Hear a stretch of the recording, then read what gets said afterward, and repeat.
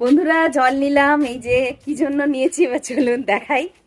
আমার সব অনেক পাখি আছে, সেই পাখিগুলোকে জল খাবো বলে, গরমে খুব কষ্ট পায় পাখিগুলো, সেই সব পাখিদের জল দেওয়ার জন্য এই যে এইটা করে বাগানের মধ্যে জল দিয়ে দিচ্ছি, যাতে দুপুরবেলা এত গরমে না কষ্ট পায় পাখিগুলো, তাদের জন্য একটু জল দিয়ে রাখলে। ওই জন্য চলে এলাম বাগানে, একটা জায়গায় বসিয়ে দিই, ওরা বেশ স্নান করে এই জলগুলোতে আর খুব সুন্দর মজা পায়।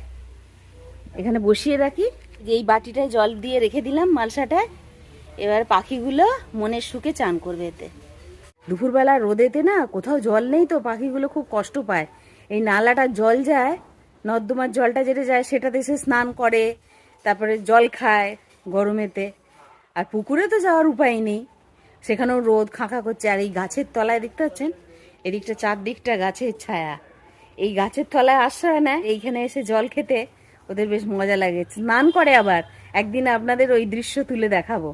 এই জলটা যে দিয়ে দিলাম না, ওতে বসে বসে স্নান করবে 2-3টে পাখি এসে, বেশ ভালো লাগে। আমি এগুলো তো দেখি, লক্ষ্য করি, সেই জন্য আজকে এই জলটা দিয়ে রাখলাম ওদের জন্য।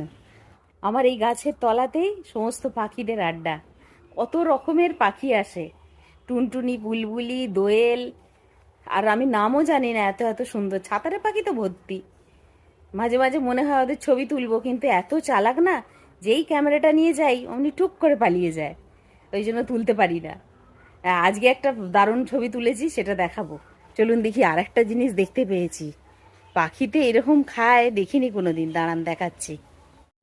আমি খুব জুম করে ভিডিওটা তুলেছি, কারণ পাখিরা এত চালাক, কাছে গেলেই পালিয়ে যায়, তাই জন্য জুম করে দেখাচ্ছি। এই একটা ব্যাঙ ধরলো, ধরে আর আমার পাঁচিলে বসে খাচ্ছে। আমি সাধারণত দেখেছি পাখিতে পোকা খায়, কিন্তু এখন দেখছি ব্যাঙও খায়।